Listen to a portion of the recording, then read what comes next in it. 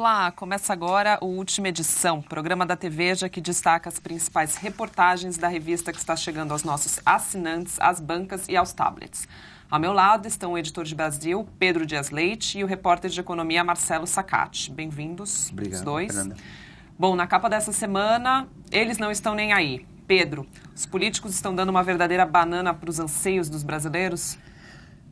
Fernanda, essa reportagem que foi feita pela sucursal de Brasília e pela reportagem aqui de São Paulo, pelos repórteres de São Paulo, tenta entender como é que depois do mensalão, com um monte de gente condenada, depois do petrolão, com um monte de gente denunciada, depois dos protestos que levaram milhares de pessoas às ruas, os políticos continuam tomando decisões como se não tivesse nenhum tipo de cobrança da sociedade, que mostrou ali que não compactua mais com isso. Teve a nomeação do Moreira Franco para ganhar foro privilegiado, teve a frase do ministro Eliseu Padilha explicando que nomeava mesmo em troca de votos, teve o Alexandre de Moraes indo numa chalana no Lago Sul pedir voto para as pessoas que ele vai investigar, teve o Edson Lobão, que é o presidente da CCJ, a comissão mais importante, a família dele foi alvo da Lava Jato, ou seja, ele vai conduzir a sabatina do Alexandre de Moraes para ministro do Supremo, sendo que ele próprio vai ser julgado muito em breve pelo Alexandre de Moraes. A gente pegou esse enorme conjunto que eu poderia aqui ficar repetindo ad nauseum e tentou entender ali por que esses caras não mudaram. A equipe de São Paulo ouviu vários cientistas políticos dos mais renomados do país para tentar explicar isso, e a equipe de Brasília foi atrás de pesquisas, dados e bastidores que também contem um pouco melhor essa história. O resultado é uma boa matéria ali para explicar para o leitor por que eles não estão se lixando. Como disse um dos cientistas políticos, o Rafael Cortes, esse tipo de atitude dos políticos, ela rebaixa a classe como um todo. Claro. Mas no campo individual, que é a hora do cara se reeleger, não afeta tanto, porque o eleitor não pensa nessa coisa etérea. Ele pensa ali, o cara me ajudou, o cara fez isso, o cara fez aquilo, tal. Então, o grande sistema de recompensa dos políticos, que é a busca do voto, aí por vários motivos do nosso país, ainda não foi afetado. Então, o cara é xingado na rua. Até porque o brasileiro acompanha muito pouco, né? Então, no geral, generaliza dizendo que político nenhum presta e não consegue cobrar ali individualmente. Se todo mundo vê esses escândalos todos, mas ninguém liga isso à hora da urna. Tem um exemplo muito eloquente que a gente cita no final da reportagem, que é daquele deputado, o Sérgio Moraes, do PTB. Lembra? Ele foi acusado de desviar a verba do gabinete e tal, e falou, eu estou me lixando para a opinião pública. Depois que ele voltou me lixando para a opinião pública, ele já foi reeleito mais 2 vezes para o cargo de deputado federal. Então, a gente traça isso um pouco e tenta explicar melhor o que aconteceu. A coluna da Dora Kramer, que obviamente não é pautada, até para o leitor entender, o colunista escreve o que ele bem entender sem submeter. Mas por uma feliz coincidência, ela também aborda essa questão do governo Temer, especificamente, está cuidando disso, numa expectativa de que ele fosse, apesar dos sinais de melhora na economia, que talvez o Sacati vai falar depois, na questão política ele está fazendo o oposto do que se esperava. Que ele fosse ser um pouco mais consciencioso ali nas escolhas dele, Exato. não é isso, né? E tem uma outra matéria de política também essa semana. Esse descrédito todo dos políticos levou figuras muito estranhas, impulsionou figuras muito estranhas aí na política brasileira, entre elas o Bolsonaro. Então, a gente tem um perfil bem interessante feito pela Thaís Oyama, redatora-chefe da revista. Exato. E, Pedro, conta um pouco pra gente, então, da matéria da Thaís. Olha, não é porque a Thaís é minha chefe, não, mas essa é uma das reportagens mais interessantes da revista, porque ela acompanhou o Bolsonaro em alguns dos eventos dele. Campina Grande, né? Isso. E ela soube captar muito bem essa febre Bolsonaro ali. A descrição das cenas pelas quais ele tem passado são inacreditáveis. E ela explica explica muito bem como é que o Bolsonaro passou de um político que era do que a gente chama no jargão ali de baixo clero há apenas 6 anos, 7 anos. Em 2010 o Bolsonaro era um político folclórico ali, desses que defendem absurdos tal, sem nenhuma relevância.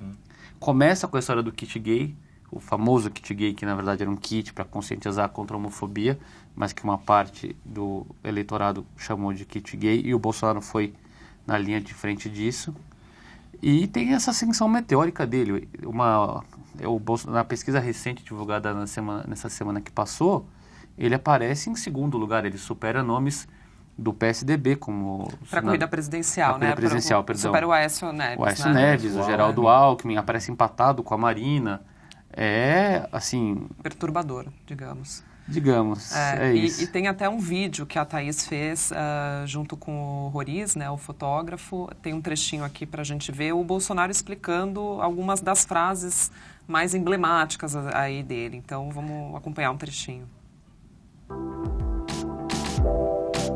Não, isso aí não existe, isso aí. Logicamente é um constrangimento, principalmente você vai em restaurantes e acontece fatos semelhantes como esse, né?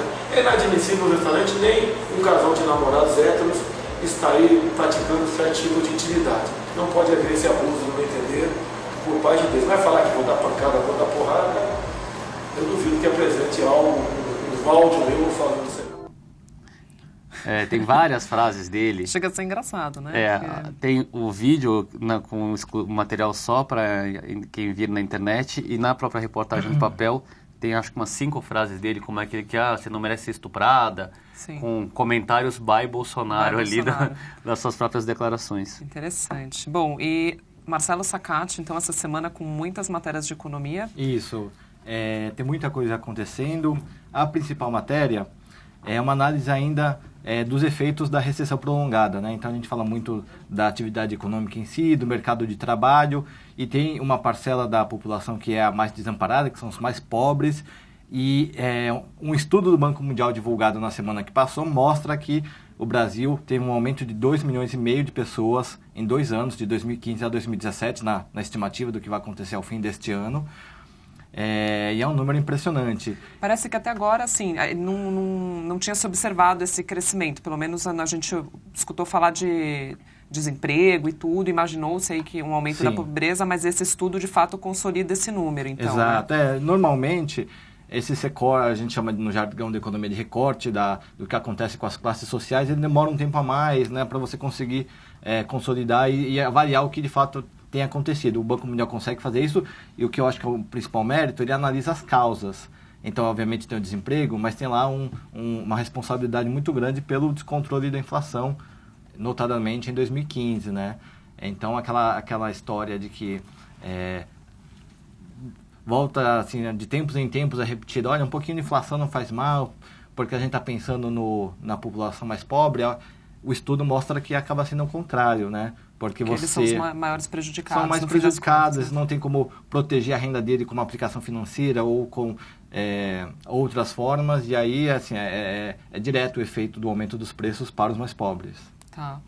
Sacati, aí a gente tem mais uma matéria sobre dólar, tem mais uma fusão aí de cervejarias, então conta um pouquinho mais. Tem 2 matérias que mostram um pouco o lado da recuperação da economia. Uma delas é um negócio milionário que foi anunciado nesta semana que passou, que é o grupo holandês Heineken, né, que é conhecido. Ele comprou a antiga Skin, que estava em poder da japonesa Brasil Kirin. Tá. E aí é uma matéria de negócios que mostra o que significa esse negócio e que, de qualquer forma, o protagonismo desse mercado de cervejas ainda é da Ambev, né, que tem várias marcas e tem ainda 2/3 no mercado nacional. E tem uma matéria sobre esse movimento que todo mundo acompanhou ao longo da semana, que é a valorização do real em relação ao dólar, né? Há um ano, naquele auge da desconfiança do que ia acontecer com o país, a Dilma vai se afastar ou não, o dólar chegou a superar a casa de R$4. E tinha gente achando que ia chegar aos 5, exatamente, né? Esse ano, inclusive. E aí tem um processo longo, a gente explica as razões. O fato é que na semana que passou, a moeda americana recuou para o patamar de R$3,05. A gente ouviu analistas e a gente coloca um pouco tanto das explicações como dos efeitos desse câmbio valorizado. E, Sacati, uma dúvida de leitor que não é especialista em economia. O dólar vale a pena comprar agora para quem quiser viajar, por exemplo? O dólar vai continuar a cair? Eu espero um pouco mais? Tem essa... É só para passageiro ou é uma coisa de curto ou médio prazo? Né? Os analistas dizem que no curto prazo, ou seja, 1, 2 meses, a tendência é que esse movimento de valorização do real continue. E muitos dizem, olha, não se surpreendam se o real se o dólar cair Cair pra abaixo de três, R$ 3. Uau. Mas você pega as projeções dos principais bancos e consultorias que acertam as projeções, eles dizem, olha, mas eles ainda trabalham com um cenário de 13,40, em torno disso, um pouco para cima, um pouco para baixo, no final do ano. Entendi.